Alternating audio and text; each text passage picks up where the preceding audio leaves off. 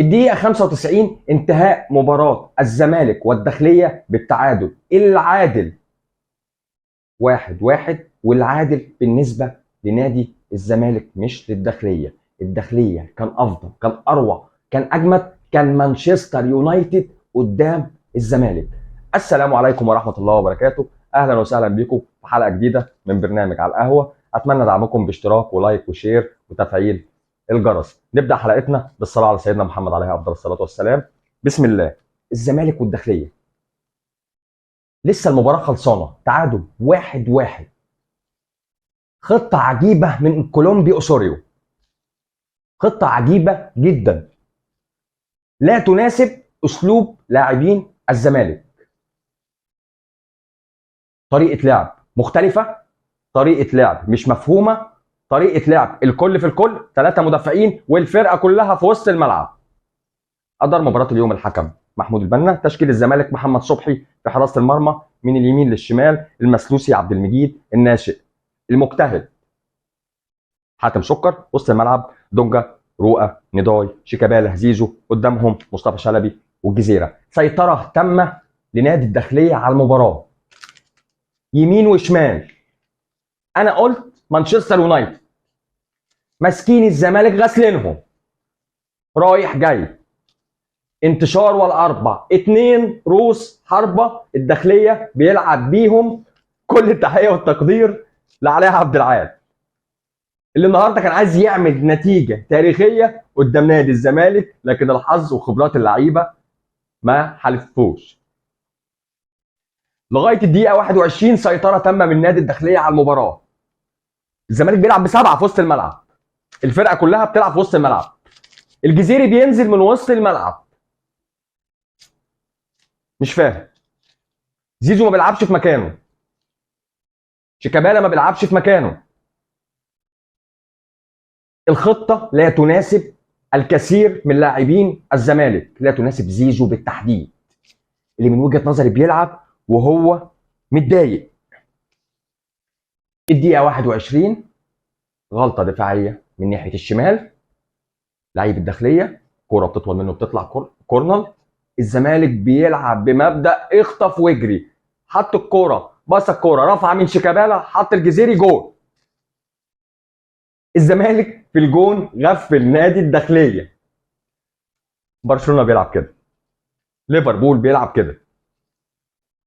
استمر الشوط الاول سجال، هنا شويه وهنا شويه، انتهى الشوط الاول بالتعادل الايجابي 1-1. نزل نفس الشوط الثاني بنفس التشكيل. 3 عمليات هجوميه من كابتن علاء عبد العال، حاول يضغط على نادي الزمالك، ضربات ركنيه كتير جدا، انفرادين ضايعين من نادي الداخليه، مفيش فرص لنادي الزمالك. الدقيقه 70 هدف للجزيري، لكن الحكم محمود البنا والفار الغاه بداعي التسلل، هدف عكس سير اللقاء. لكن 4 دقائق كانت كفيله بضربه جزاء صحيحه لنادي الزمالك. يخش نجم مصر الاول في ضربات الجزاء، يحطها في سقف الجون في العارضه، تضيع. نادي الزمالك ما حاولش يقفل دفاعاته، ضغط نادي الداخليه بكثافه لغايه ما جاله ضربه جزاء في الدقيقه 84، كانت كفيله ان هي تيجي جون وتقضي على احلام ال3 نقاط للابيض ابو خطين حمر، لتنتهي المباراه بالتعادل الغير عادل بالنسبه لنادي الداخليه. انا بقرص على نادي الزمالك شويه، القطب الثاني لازم اقرص على نادي الزمالك شويه. خطه لا تناسب امكانيات اللاعبين الموجودين داخل نادي الزمالك، انت ما بتلعبش بالريال. الخطه عايزه مهام كتير لكل لاعب، مهام كتير. احنا عندنا لعيب بيعمل مهمه واحده بنفضل نتحايل عليه، لتنتهي المباراه بالتعادل 1-1. كابتن ايمن يونس بين الشوطين قال انا شايف فكر للراجل وشايف فيه حاجه للكولومبي، انا مش شايف حاجه. خطه لا تناسب اللاعبين. على العموم انتهت المباراه بالتعادل 1-1. وقدر الزمالك يخطف نقطه من نادي الداخليه. نادي سيراميكا كليوباترا اتم تعاقده مع المخضرم حلمي طولان بعد استقاله وتقديم الاعتذار من معين الشعباني بعد الهزيمه لنادي الترجي التونسي من النادي الاهلي في بطوله افريقيا واقصائه من الدور قبل النهائي. ورجع ابن النادي مره اخرى معين الشعباني لنادي الترجي التونسي. النهارده طايره انسات الزمالك قدرت تحرز لقب افريقيا، وده انجاز تاريخي لطايره الزمالك. تقول لي بقى جايب لعيبه من الاهلي، جايب لعيبه من الجن الازرق، ده انجاز يحسب لنادي الزمالك. مبروك لطايره الزمالك وجمهور الزمالك. النادي الاهلي في مفاوضات من نادي الوقرة القطري ومفاوضات جده لضم حمدي فتحي على سبيل الاعاره.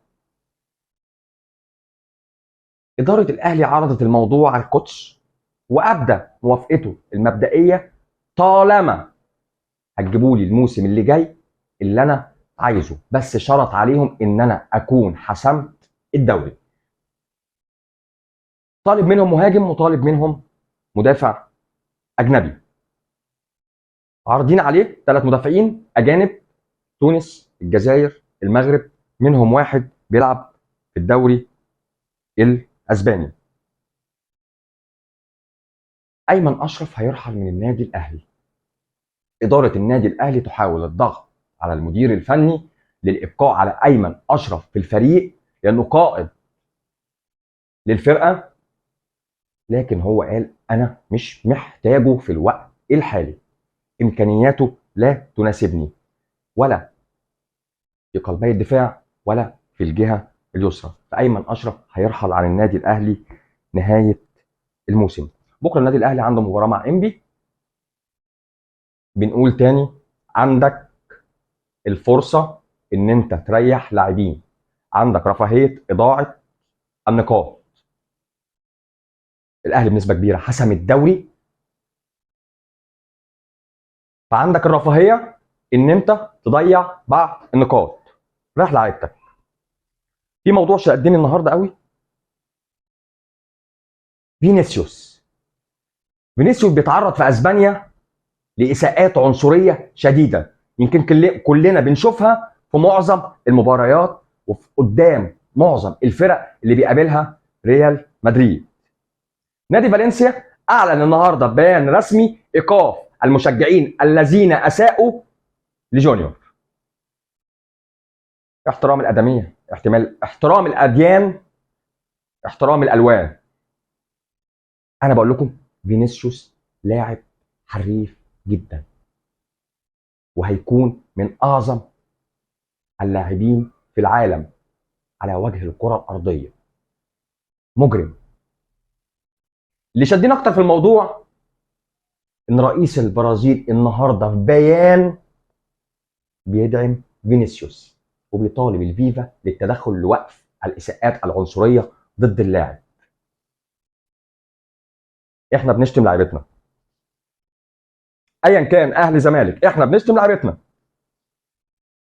ما بنوقفش جمهور كادارات انديه مش كاتحاد.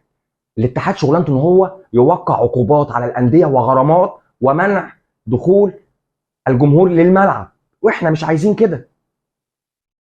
احنا عايزين احنا اللي نتدخل، انا احمي اللاعب بتاعي واحمي اللاعب اللي في الفرقه الثانيه.